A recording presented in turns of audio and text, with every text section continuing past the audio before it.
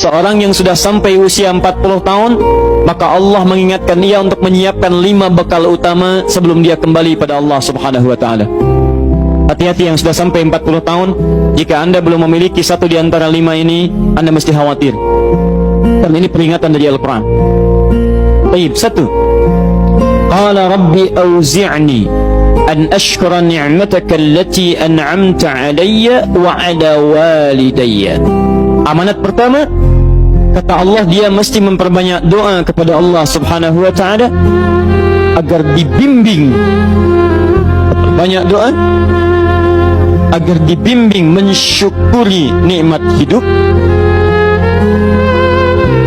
plus bisa meningkatkan bakti pada orang tua. 1.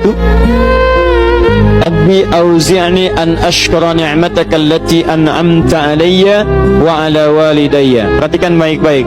Ya Allah, mohon bimbing saya untuk selalu bisa mensyukuri segala nikmat yang telah Engkau berikan pada saya sekarang, 1, dan pada kedua orang tua saya.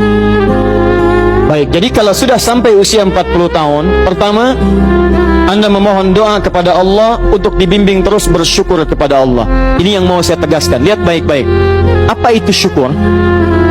Tidak ada makna lain dari syukur yang tertuang dalam Al-Quran dan hadis kecuali ungkapan kebahagiaan atas nikmat yang Allah berikan kepada kita dengan cara menggunakan nikmat itu sesuai dengan fungsi yang telah Allah tetapkan.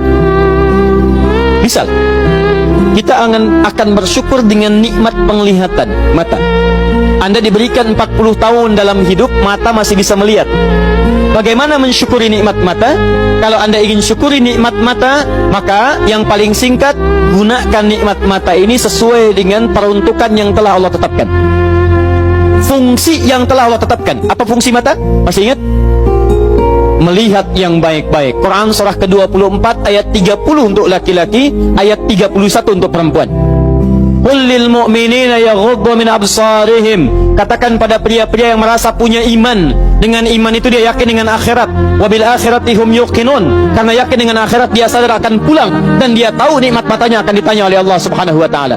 Katakan pada pria-pria yang yakin bahwa matanya akan ditanya oleh Allah. Quran surah ke-17 ayat 36. Inna sam'a wal basara wal fuada kullu ulaika kana anhu mas'ula. Setiap pendengaran Anda, penglihatan Anda, plus apa yang Anda fikirkan, satu saat akan ditanya, dipertanggungjawabkan di hadapan Allah Subhanahu wa taala.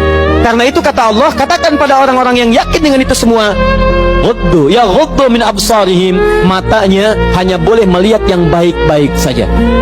Yang tidak baik palingkan. Ibu juga sama, ayat 31-nya. Wa kullil mu'minati yaghdudna min absarihinna.